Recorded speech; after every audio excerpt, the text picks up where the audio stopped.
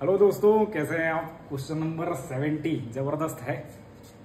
18 electron complex है जहां पर आपको ये सीपी रिंग ईटा 5 फैशन में लगी हुई दिख रही होगी।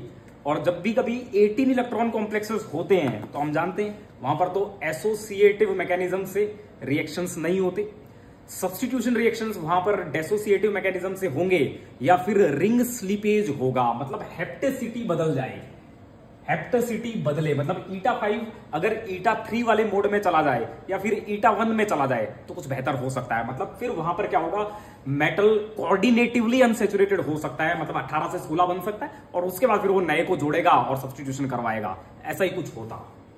तो फिर मैंने पूछा रेट किसमें जबरदस्त होंगे, तो फिर ऐसे में क्या हो, ऐसे में अगर ये सभी ईटा 5 से जुड़े हुए हैं, सब ईटा 5 से जुड़े हुए हैं, ये भी ईटा 5, तो फिर आपको रिंग स्लीपेज देखना है, मतलब ईटा 5 कितनी आसानी से ईटा 3 में बदल जाए।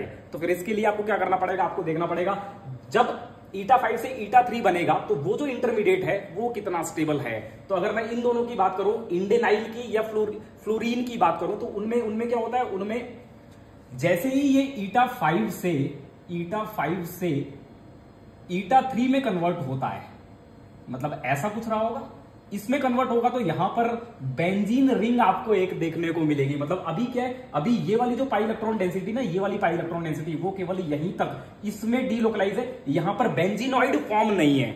लेकिन जैसे ही ये ईटा 3 में कन्वर्ट होगा ना तो ये एक बेंजीन रिंग बन जाएगी, मतलब बेंजीन कंपोनेंट आ जाएगा, बेंजीनॉइड फॉर्म आ जाएगी। तो इसीलिए इनमें क्या होता है, इंटरमीडिएट में बेंजीनॉइड फॉर्म आ गया, बेंजीन की स्टेबिलिटी मिलेगी, एरोमेटिक स्टेबिलिटी मिलेगी, तो ये बहुत आसानी से रिंग स्लिपेज दिखा देते हैं, मतलब ईटा 5 से ईटा 3 चले जाते हैं।